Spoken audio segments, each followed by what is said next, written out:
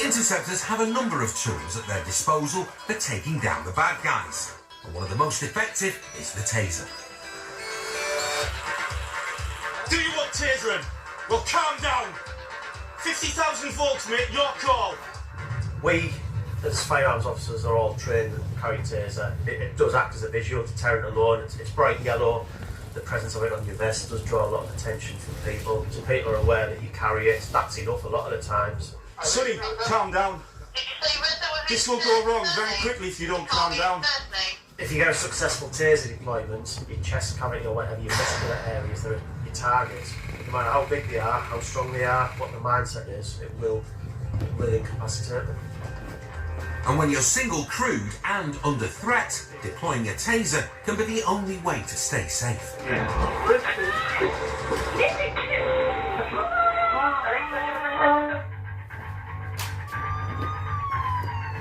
It's late morning, and Interceptor Spike is blue lighting it to help out a colleague who stopped a suspected drink driver. We've got a report of a single vehicle that's crashed into a lamppost in Horton. Both occupants have got out and ran away. One of our other units are there, and we believe we've got both persons detained. A blue van's crashed into a lamppost, and the man and the woman inside have walked off. Spike's colleague, Andy McLean, is first on the scene and has caught up with them. He's filming the arrest on his in-car camera and keeping colleagues updated on what's happening. But the driver's now kicking off and fighting. A normal, rational person would see the police and do as they're told. Clearly this person isn't. So he's probably fighting with someone who's on another planet. He needs assistance. With Spike and other units still minutes away and the man continuing to resist arrest, Andy has no option but to reach for his taser. And swiftly takes down his target. Driver's been tasered, so obviously he's been kicking off, he's been doing whatever he's been doing, he hasn't been cooperative. So Andy's had to taser him. Spike, if you could just pull in next to my vehicle, mate, just right there now on the left, mate.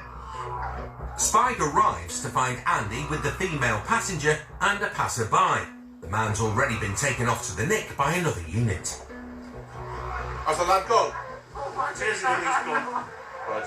You alright? Yeah, I'm fine. Cool. With the bloke out of the picture, they now need to work out what's happened. Is there any suspicion that this lass could have been the driver? I wasn't the driver. She claims not to have been behind the wheel, and Spike has a simple way to confirm this. Did you have your seatbelt? I have my seatbelt. Look, was the kind of seatbelt that comes round by your neck? That's what that mark is there then. If you'd been in the driver's seat, it would have a mark on there. The van's taken a real battering, but it turns out that not all the damage was caused by bashing into the lamppost. It wasn't the first time that he's crashed in front of me.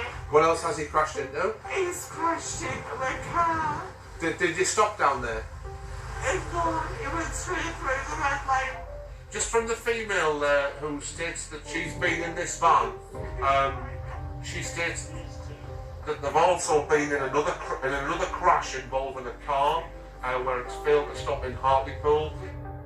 And it doesn't end there. A call's come in suggesting that the van was involved in a third hit and run a few miles away. Is she at the Seagull pub? Yeah, it's the single pushing angels. Oh yeah, that's been another crash that this young lady's admitted. So the van appears to have had 3 smashes in less than an hour. Spike's off to check on one of the victims.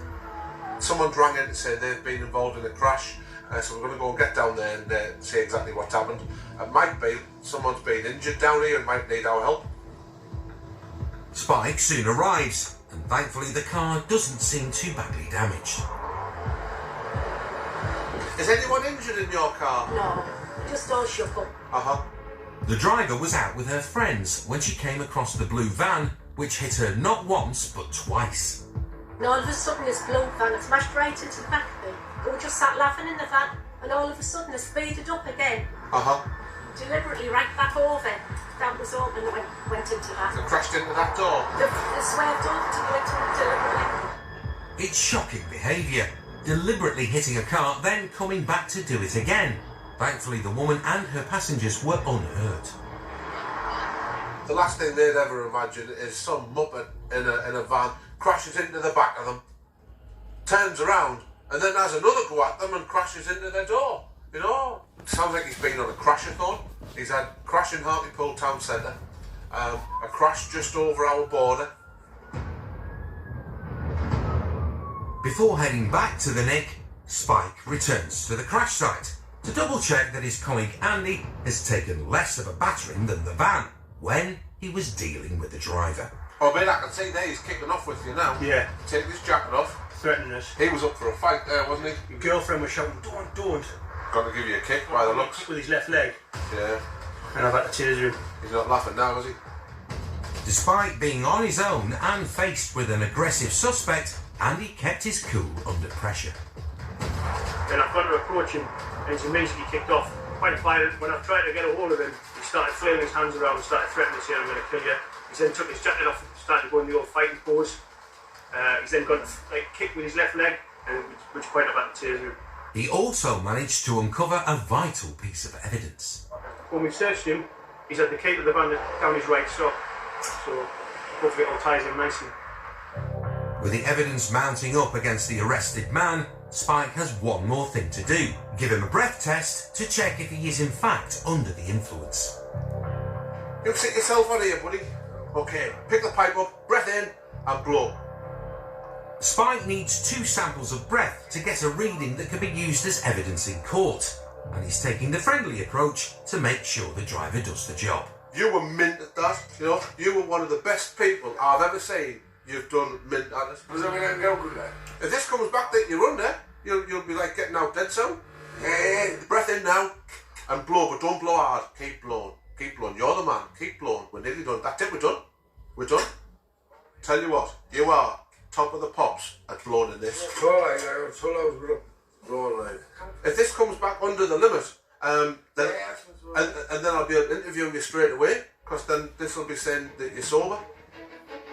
Though he's not going anywhere, and after being arrested at 11:30 in the morning, he's blown over twice the limit.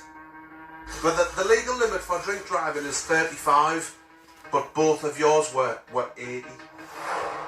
The man was later found guilty of resisting arrest, failing to stop, damage to a vehicle and a lamppost, drink driving and driving with no insurance. He was given a 12-month community order, required to complete 15 days of rehabilitation activity and ordered to pay £385 in compensation and costs. He was also banned from driving for 3 years. Craigie, could have killed someone today. Could have absolutely killed somebody. It's that we've prevented. Hopefully we can prevent it from happening again.